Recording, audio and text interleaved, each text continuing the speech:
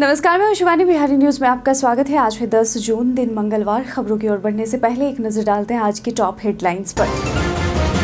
बिहार में staff nurse भर्ती के आवेदन की आखिरी तारीख बढ़ी। अब 13 जून तक कर सकते हैं आवेदन। बीएससी और जीएनएम डिप्लोमा धारकों के लिए सुनहरा मौका। रजिस्टर्ड रियल एस्टेट एजेंट्स को मिलेगा क्यूआर कोड। अब मोबाइल से तुरंत जांचे एजेंट का पंजीकरण। एजेंटों को अपने ऑफिस में दिखाना होगा रजिस्ट्रेशन सर्टिफिकेट के साथ। बिहार के 11 विश्वविद्यालयों में वित्तीय पदों पर जल्द होगी बहाली। वित्त अधिकारी और परामर्शी नियुक्ति में लागू होंगे नए नियम। कुल सचिव पद पर प्रोफेसर की होगी तैनाती। सड़क दुर्घटना घायलों के लिए बड़ी राहत, मिलेगा 1.5 लाख तक कैशलेस इलाज। ट्रॉमा और पॉली ट्रॉमा अस्पतालों में तुरंत इलाज, नहीं होगी पैसे की कोई चिंता। डिजिटल एड्रेस की नई क्रांति, डिजिपिन से हर जगह पहुंचेगी आपातकालीन सेवा और डिलीवरी। बिहार में जल्द लॉन्च होगा डिजिपिन। ऑनलाइन फ्रॉड पर बड़ा वार, डिलीवरी बॉक्स पर नया सिक्योरिटी निशान। हीट गन से हटाने पर रंग बदलने वाला टेप। पिंक रेड डॉट से होगा पार्सल में छेड़छाड़ का पता। भारत की तैयारी से ऑस्ट्रेलिया को लॉर्ड्स में प्रैक्टिस में बाधा, बाद में मिला लॉर्ड्स में अभ्यास का अवसर। वर्ल्ड टेस्ट चैंपियनशिप से पहले भारत को लॉर्ड्स में ट्रेनिंग का मिला विशेष मौका। तो ये थी आज की टॉप हेडलाइंस। अब नजर डालते हैं उन 25 बड़ी खबरों पर जो आपके लिए जानना है जरूरी। Central bank of India apprentice भर्ती के लिए आवेदन शुरू। सेंट्रल बैंक ऑफ इंडिया ने अप्रेंटिस के 4500 पदों पर भर्ती निकाली है। आवेदन 7 जून 2025 से शुरू हो चुकी है और आप 23 जून 2025 तक आवेदन कर सकते हैं। www.centralbankofindia.gov.in पर आप आवेदन कर सकते हैं। आवेदन के लिए national apprenticeship training scheme portal पर रजिस्ट्रेशन अनिवार्य है। फीस सामान्य उम्मीदवारों के लिए 800 रुपये प्लस जीएसटी, पीडब्ल्यूबीडी के लिए 400 रुपये और SC/ST महिला EWS के लिए 600 रुपये प्लस जीएसटी निर्धारित है। न्यूनतम आयु 20 वर्ष और अधिकतम 28 वर्ष है, जिसमें आरक्षित वर्गों को आयु में छूट मिलेगी। ग्रेजुएशन डिग्री आवश्यक है। सिलेक्शन ऑनलाइन परीक्षा, स्थानीय भाषा परीक्षा और दस्तावेज वेरिफिकेशन के आधार पर होगा। चुने गए उम्मीदवारों को 15,000 रुपये प्रति माह स्टाइपेंड मिलेगा। सड़क दुर्घटना में घायलों को मिलेगा 1.5 लाख तक कैशलेस इलाज। अब सड़क दुर्घटनाओं में घायल व्यक्तियों को इलाज के लिए पैसे की चिंता नहीं करनी होगी। केंद्र सरकार ने सड़क दुर्घटना पीड़ित नकदी रहित उपचार स्कीम 2025 शुरू की है, जिसके तहत बिहार सहित देश भर के नामित अस्पतालों में घायलों को 7 दिनों तक 1.5 लाख रुपए तक का कैशलेस इलाज मिलेगा। बिहार में इस योजना को लागू करने के लिए परिवहन विभाग सक्रिय है। ट्रॉमा और पॉली ट्रॉमा अस्पतालों को इसमें शामिल किया जाएगा। यदि किसी अस्पताल में पर्याप्त सुविधा नहीं है तो मरीज को रेफर कर एम्बुलेंस की सुविधा भी दी जाएगी। इलाज के बाद अस्पताल को पोर्टल पर बिल अपलोड करना होगा, जिसका भुगतान सरकार करेगी। बिहार में नर्स के पदों पर भर्ती की आवेदन की तारीख बढ़ी। बिहार तकनीकी सेवा आयोग ने स्टाफ नर्स के 11,389 पदों पर भर्ती के लिए आवेदन की अंतिम तिथि बढ़ाकर 13 जून 2025 कर दी है। यह उन नर्सिंग छात्रों के लिए बड़ा अवसर है जिन्होंने बीएससी नर्सिंग या जीएनएम डिप्लोमा किया है। पुरुषों की उम्र 18 से 37 वर्ष और महिलाओं के लिए 40 वर्ष तक निर्धारित की गई है।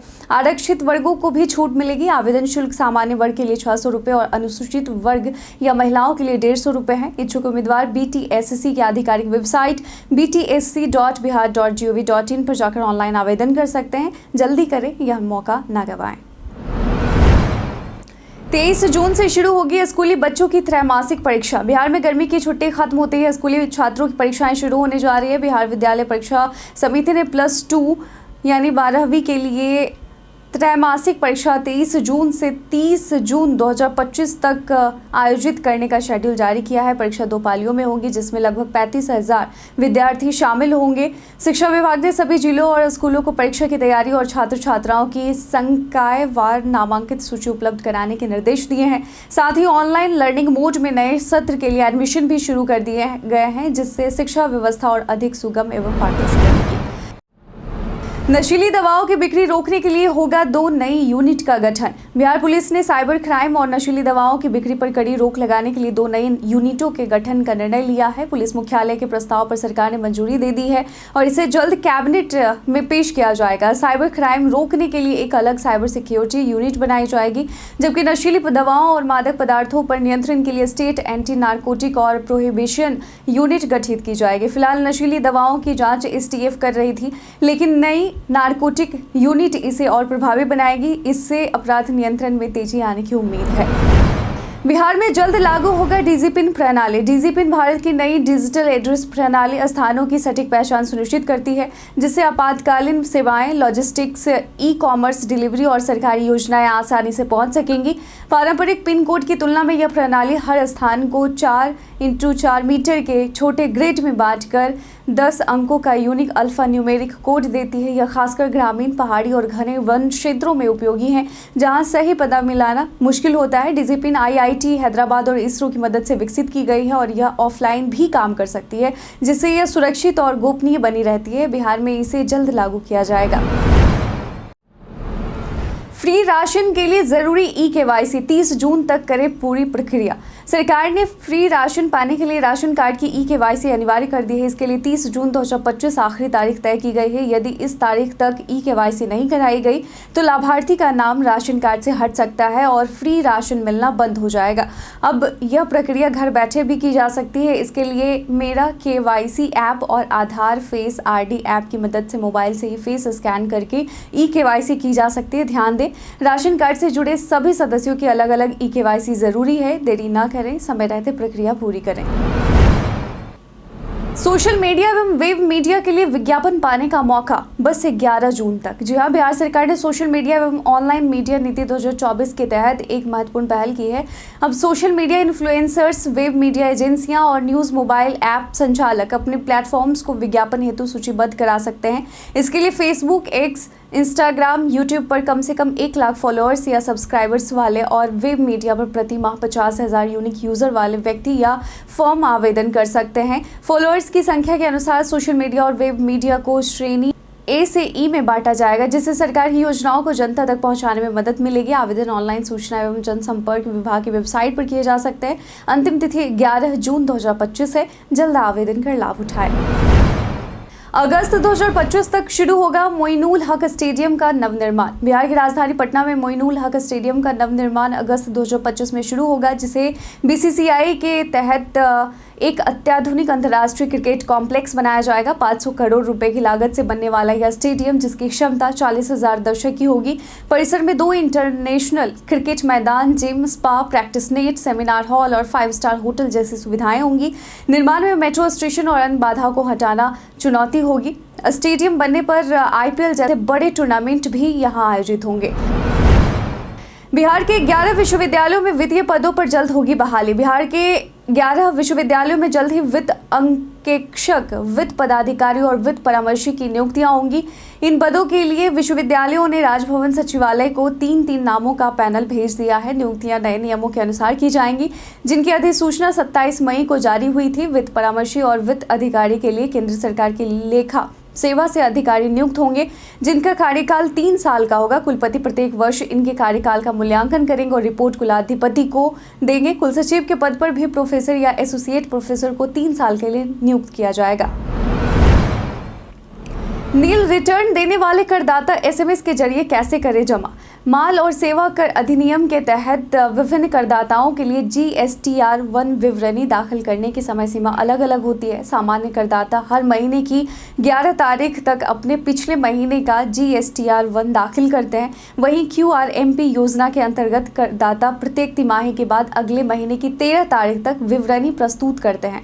नील रिटर्न देने वाले करदाता SMS के माध्यम से 14409 नंबर पर नील GSTR-1 जमा कर सकते हैं। उदाहरण के लिए यदि किसी का GSTIN नंबर, जो कि आपके स्क्रीन पर फ्लैश हो रहा होगा, और अप्रैल 2025 का नील रिटर्न देना है, तो SMS में नील R1 और अपना GSTIN नंबर भेजना होगा। समय पर GSTR-1 न दाखिल करने पर कानूनी कार्रवाई भी हो सकती है, इसलिए नियमों का पालन जरूरी है। रजिस्टर्ड रियल एस्टेट एजेंट्स को मिलेगा QR कोड। रेरा बिहार ने रियल एस्टेट सेक्टर में पारदर्शिता और जवाबदेही बढ़ाने के लिए एक नया कदम उठाया है। अब सभी रजिस्टर्ड रियल एस्टेट एजेंट्स को QR कोड जारी किया जाएगा, जिससे कोई भी व्यक्ति उनके पंजीकरण और विवरण की जानकारी मोबाइल से स्कैन कर प्राप्त कर सकेगा। यह सुविधा पहले सिर्फ पंजीकृत प्रोजेक्ट्स के लिए थी, अब एजेंट्स को भी शामिल किया गया है। सभी एजेंट्स को अपने कार्यालय में रजिस्ट्रेशन सर्टिफिकेट के साथ QR कोड प्रदर्शित करना अनिवार्य होगा। यह कदम ग्राहकों को ठगी से बचाएगा और अवैध गतिविधि गतिविधियों पर लगाम लगाएगा, जिससे रियल एस्टेट सेक्टर अधिक सुरक्षित और भरोसेमंद बनेगा। शिक्षा विभाग का ऐलान, 15 अगस्त तक होंगी सभी सक्षमता परीक्षाएं। बिहार में नियोजित शिक्षकों के लिए सक्षमता परीक्षा को लेकर बड़ी खबर सामने आई है। शिक्षा विभाग ने ऐलान किया है कि बचे हुए तीनों चरणों की सक्षमता परीक्षाएं 15 अगस्त 2025 तक आयोजित कर ली जाएंगी।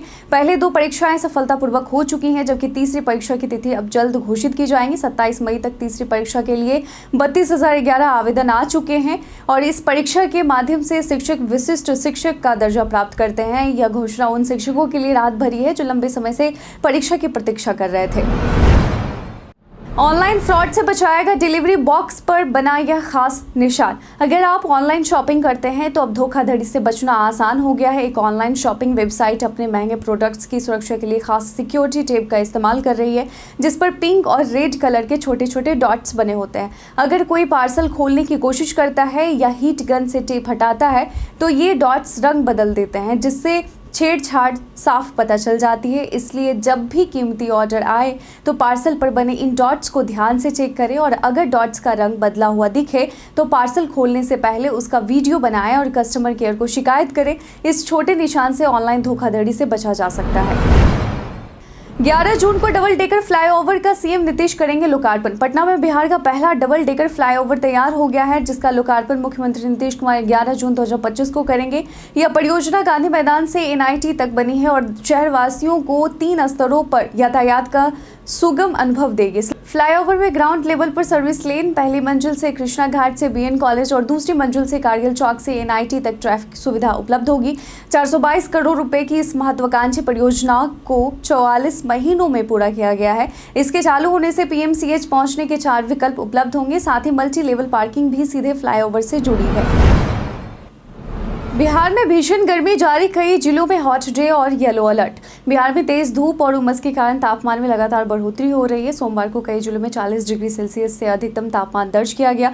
9 जून को पश्चिम चंपारण, पूर्वी चंपारण, पटना, मुजफ्फरपुर समेत कई जिलों में हॉट डे की संभावना भी दिखी और तेज धूप और शुष्क पश्चिमी हवाओं के कारण गर्मी बढ़ी। पटना का अधिकतम तापमान आज 39 डिग्री सेल्सियस तक पहुंच सकता है। आसमान साफ रहेगा। अगले 2 से 3 दिनों तक गर्मी और उमस बनी रहेगी। साथ ही तापमान में 2 से 4 डिग्री वृद्धि होने का अनुमान है। कुछ इलाकों में वज्रपात और तेज हवा के कारण येलो अलर्ट जारी किया गया है। नए कपड़े पहनने से पहले धोना क्यों है जरूरी, जानिए वजह। नए कपड़े पहनने से पहले धोना जरूरी होता है क्योंकि दुकान से कपड़े कई लोगों के हाथों से गुजरते हैं और ट्राई किए जाते हैं, जिससे उन पर बैक्टीरिया, पसीना और त्वचा की कोशिकाएं जमा हो जाती हैं। इसके अलावा कपड़ों को चमकदार और आकर्षक बनाने के लिए रसायनों का उपयोग किया जाता है, जो त्वचा पर जलन, एलर्जी और खुजली जैसी समस्याएं पैदा कर सकते हैं। बिना धोए नए कपड़े पहनना अनहाइजीनिक भी होता है, जिससे स्किन इन्फेक्शन और स्वास्थ्य समस्या हो सकती है। इसलिए नए कपड़े पहनने से पहले धोना जरूरी है ताकि आपकी त्वचा और सेहत सुरक्षित रह सके।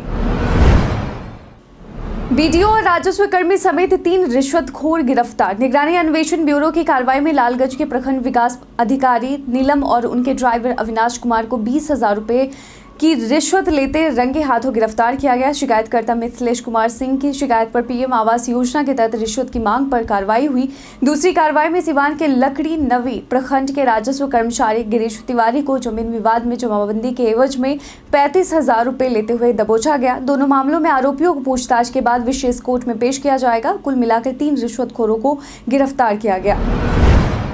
बख्तियारपुर में फिर बहेगी गंगा की धारा, सरकार ने खोला खजाना। मुख्यमंत्री नीतीश कुमार अपने पैतृक स्थान बख्तियारपुर में गंगा नदी की पुरानी एवं मृतप्राय धारा को पुनर्जीवित करने के लिए विशेष पहल कर रहे हैं। इसके तहत 4,420 किलोमीटर लंबी धारा की गाद सफाई कराई जा रही है ताकि उसमें फिर से पानी बह सके। इस महत्वाकांक्षी परियोजना पर सरकार 3,427 लाख 80,000 रुपए खर्च कर रही है। नीतीश कुमार ने लखनपुरा से दिदौर घाट तक चल रहे कार्यों का निरीक्षण कर अधिकारियों को मानसून से पहले काम पूरा करने का निर्देश दिया। साथ ही सीढ़ी घाट क्षेत्र में कटाव रोकने, सौंदर्यीकरण, लाइटिंग, शौचालय आदि सुविधाओं के विकास कार्यों की भी समीक्षा की। उपेंद्र कुशवाहा का एनडीए सीट बंटवारा पर संदेश। जनता के बीच यह स्पष्ट मैसेज आना चाहिए कि एनडीए में शामिल सभी दल और उनके नेता सम्मानित हैं। बिहार के राष्ट्रीय लोक मोर्चा अध्यक्ष उपेंद्र कुशवाहा ने एनडीए के घटक दलों के बीच सीटों के बंटवारे को समय पर पूरा करने पर जोर दिया है। उनका कहना है कि सीटें आगे पीछे हो सकती हैं, लेकिन सभी दलों का एकजुट स्वर होना जरूरी है। शाहाबाद और मगध में एकता बनी रहे तो सभी सीटें जीती जा सकती हैं। उन्होंने एनडीए को आगाह किया कि भीतर घात से बचना होगा ताकि गठबंधन मजबूत रहे और जनता में इस एकता का संदेश पहुंचे। 65% आरक्षण को हथियार बनाकर तेजस्वी ने नीतीश, चिराग और कुशवाहा को घेरा। तेजस्वी यादव ने 65% आरक्षण को लेकर मुख्यमंत्री नीतीश कुमार पर विपक्ष की अनदेखी का आरोप लगाते हुए कहा कि उन्होंने 5 जून को भेजे पत्र का जवाब नहीं दिया। उन्होंने सोशल मीडिया पर सवाल उठाया कि क्या नीतीश के पास जवाब नहीं या वे आदतन ऐसा करते हैं। तेजस्वी यादव ने चिराग पासवान, जीतन राम मांझी और उपेंद्र कुशवाहा जैसे एनडीए नेताओं से सवाल किया कि वे दलित पिछड़ों के हक की बात क्यों नहीं उठाते। उन्होंने 65% आरक्षण को संविधान की 9वीं अनुसूची में शामिल करने की मांग दोहराई और इसे न होने पर डबल इंजन सरकार और सहयोगी दलों पर जमकर निशाना साधा। वहीं दूसरी ओर 12 जून को नेता प्रतिपक्ष तेजस्वी यादव की अध्यक्षता में इंडिया गठबंधन की चौथी बैठक बुलाई गई है। भारत की तैयारी से ऑस्ट्रेलिया को लॉर्ड्स ट्रेनिंग में रुकावट। भारत की टेस्ट टीम इंग्लैंड के खिलाफ 5 मैचों की सीरीज की तैयारी लॉर्ड्स क्रिकेट ग्राउंड में कर रही है, जिसके कारण ऑस्ट्रेलिया की टीम को शुरू से वहां प्रैक्टिस की अनुमति नहीं मिली। वर्ल्ड टेस्ट चैंपियनशिप फाइनल 11 जून से लॉर्ड्स में होने वाला है, जबकि भारत का टेस्ट मैच 10 जुलाई से शुरू होगा। फॉक्स क्रिकेट की रिपोर्ट के अनुसार भारतीय टीम को पहले से ट्रेनिंग की अनुमति थी, इसलिए ऑस्ट्रेलिया को मैदान का उपयोग करने की शुरुआत में इजाजत नहीं मिली। हालांकि बाद में रविवार को ऑस्ट्रेलियाई खिलाड़ियों को ट्रेनिंग का मौका दिया गया। पैट कमिंस ने भी इसका स्वागत किया और कहा कि स्टेडियम का माहौल बहुत अच्छा है। भारत के इतिहास में आज की तारीख कई कारणों से है दर्ज। भारत के प्रसिद्ध स्वतंत्रता सेनानी और असम के प्रथम मुख्यमंत्री गोपीनाथ बोरदोलोई का जन्म 1890 में हुआ। भारत के प्रमुख स्वतंत्रता सेनानियों में से एक दामोदर मेनन का जन्म 1906 में हुआ। भारत के एथलीट देवेंद्र झाझड़िया का जन्म 1981 में हुआ। हिंदी फिल्मों के प्रसिद्ध अभिनेता जीवन का निधन 1987 में हुआ। आधुनिक पंजाबी काव्य और गद्य के निर्माता के रूप में प्रसिद्ध कवि थे भाई वीर सिंह का निधन 1957 में हुआ। और आज ही के दिन विश्व भूगर्भ जल दिवस और पुर्तगाल दिवस के तौर पर मनाया जाता है। इग्नू में 2025 सत्र के लिए ओपन और ऑनलाइन लर्निंग मोड में एडमिशन शुरू। इंदिरा गांधी राष्ट्रीय ओपन यूनिवर्सिटी इग्नू ने जुलाई 2025 सत्र के लिए ओपन और ऑनलाइन लर्निंग मोड में एडमिशन खोल दिए हैं। इच्छुक अभ्यर्थी 15 जुलाई 2025 तक ऑनलाइन आवेदन कर सकते हैं। इग्नू में graduation, post graduation, diploma, certificate courses उपलब्ध हैं, जिनमें क्षेत्रीय केंद्र और विषय चुनने की सुविधा है। अब MBA कोर्स हिंदी और उड़िया भाषा में भी उपलब्ध होगा, जो राष्ट्रीय शिक्षा नीति के अनुसार मातृभाषा को बढ़ावा देता है। यह प्रोग्राम खासतौर पर वर्किंग प्रोफेशनल्स, होम मेकर और स्टूडेंट्स के लिए फ्लेक्सिबल लर्निंग के अवसर प्रदान करता है। इग्नू शिक्षा की गुणवत्ता और सस्ती कीमत पर उच्च शिक्षा देने में अग्रणी है। व्हाट्सएप का नया धमाका, ऑटो डाउनलोड और अवतार फीचर। व्हाट्सएप ने अपने यूजर्स के लिए 2 बड़े अपडेट पेश किए हैं। पहला, ऑटो डाउनलोड फीचर में बदलाव आया है, जिससे अब यूजर्स अपने एंड्रॉइड ऐप में मीडिया की क्वालिटी को खुद कंट्रोल कर पाएंगे। यानी फोटो और वीडियो के रेगुलर या हाई डेफिनेशन क्वालिटी चुनी जा सकती है, यानी HD क्वालिटी चुनी जा सकेगी, जिससे डेटा की बचत या बेहतर क्वालिटी का विकल्प मिलेगा। दूसरा बड़ा अपडेट है प्रोफाइल फोटो के लिए, जहां यूजर्स अपनी प्रोफाइल फोटो की जगह अवतार का इस्तेमाल कर सकेंगे। यह नया अवतार फीचर फिलहाल बीटा यूजर्स के लिए उपलब्ध है, लेकिन जल्द ही सभी को मिलेगा। यह दोनों अपडेट और व्हाट्सएप के यूजर एक्सपीरियंस को बेहतर बनाएंगे। तो इसके साथ ही हम प्रतिदिन आपसे 5 ऐसे जरूरी सवाल उसके जवाब पूछते हैं, जो कि BPSC, बिहार पुलिस, दारोगा समेत SSC जैसे अन्य प्रतियोगी परीक्षाओं में काम आएंगे। सवाल इतिहास, बिहार स्पेशल, विज्ञान, करंट अफेयर्स और भूगोल से होते हैं। पूछे गए 5 सवाल में आपने कितना सही उत्तर दिया है, हमें कमेंट सेक्शन में लिखकर जरूर बताएं। आज का पहला सवाल है, हाल ही में वर्ल्ड ग्रीन इकोनॉमी फोरम का शुभारंभ कहाँ किया गया? Option A Dubai, option B Nai Delhi, option C Paris, option D London. इसका सही उत्तर है ऑप्शन ए दुबई। आज का दूसरा सवाल है, डूमा बोको किस देश के राष्ट्रपति चुने गए हैं? Option A Rwanda, option B Botswana, option C Kenya, option D Nigeria. इसका सही उत्तर है ऑप्शन बी बोत्सवाना। आज का तीसरा सवाल है, बिहार के अलावा कौन सा राज्य या देश प्राचीन भारत में विदेह साम्राज्य का हिस्सा था? Option A Uttar Pradesh, option B Jharkhand, option C Chhattisgarh, option D Nepal. इसका सही उत्तर है ऑप्शन डी नेपाल।